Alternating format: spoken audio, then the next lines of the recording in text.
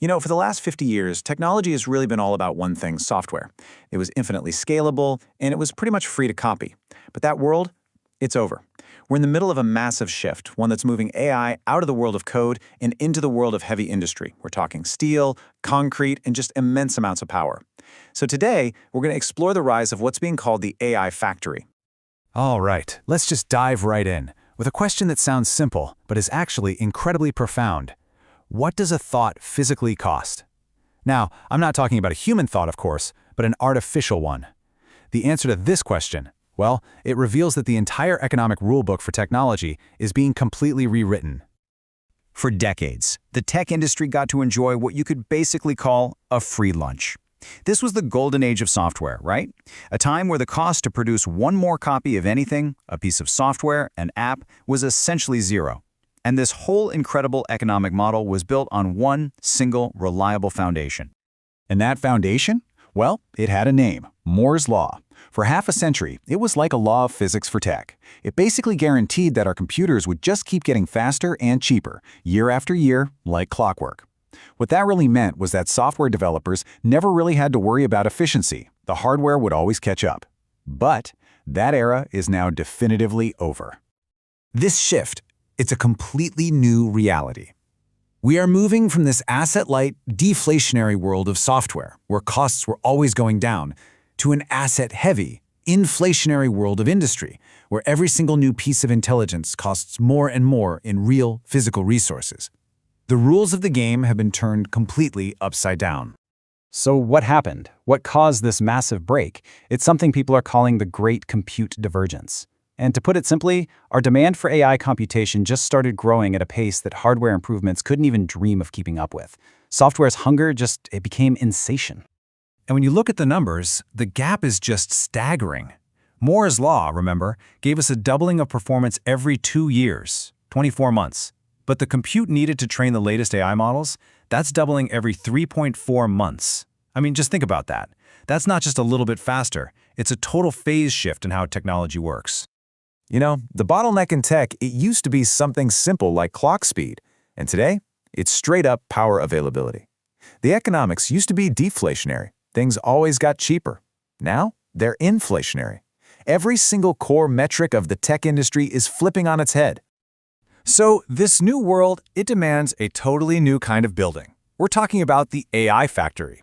We really have to stop thinking of data centers as these quiet digital libraries and start seeing them for what they actually are: massive industrial facilities, where electricity is the main raw material being converted into raw intelligence.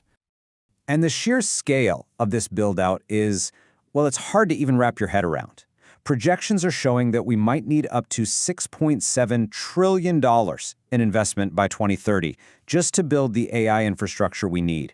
That's the kind of industrial mobilization you see for a major global war. Okay, let's just take one project to put this into perspective. There's this proposed Stargate supercomputer from Microsoft and OpenAI, and the reported price tag is up to $100 billion for one project. That's 3 times the inflation-adjusted cost of the entire Manhattan project. And that $100 billion machine? Well, it's going to need a truly insane amount of power. We're talking 5 gigawatts. To put that in perspective, that is the output of 5 large nuclear reactors. It's enough electricity to power an entire major city. So, because of all this, the whole map of the tech industry is being redrawn right now. Companies aren't building near the fiber optic hubs in Silicon Valley anymore. Nope. They're going where the power is. They're going where the water is. They're turning old industrial heartlands into the new foundries for computation. And what happens when you have a model that requires this much capital? Well, it concentrates power. It's creating these huge barriers to entry that are giving rise to a new oligopoly, a handful of industrial giants who control the physical means of producing AI. So let's follow the money. Where is it all going? In the old days, all the value is in the software applications at the top.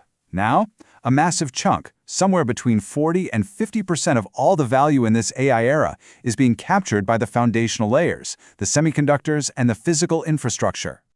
And out of all this chaos, we're starting to see 2 major power blocks take shape. On one side, you've got your fully integrated player, like Google. They own everything from their custom TPU chips all the way up to their Gemini models. And on the other side, you've got this kind of coalition of specialists: Microsoft, OpenAI, and Nvidia, all kind of bound together for now. What this all adds up to is a huge structural change in the industry. The open, layered world of the PC is gone. We're going back to these closed, proprietary systems, these walled gardens, but this time they operate on a global industrial scale. But here's the thing. All this money, all this investment, all this construction, it's all running smack into one final ultimate physical limit. It's not silicon, it's not capital, it's raw power.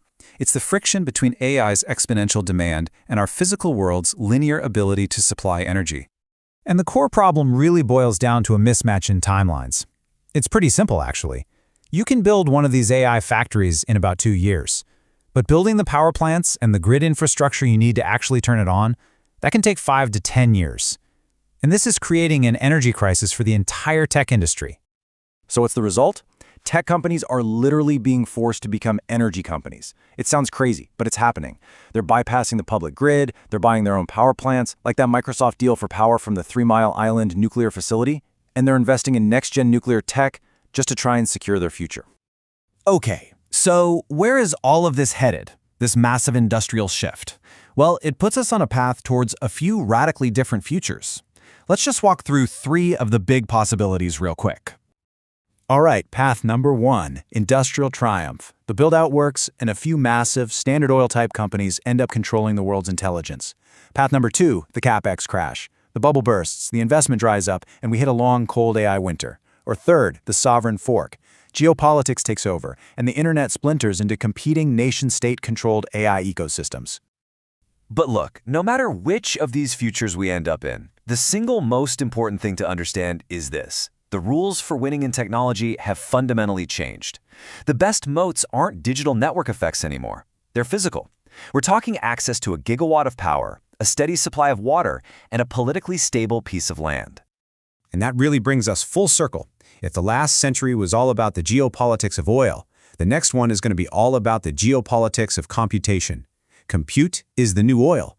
And the most important question for our future is a simple one. Who is going to control its flow?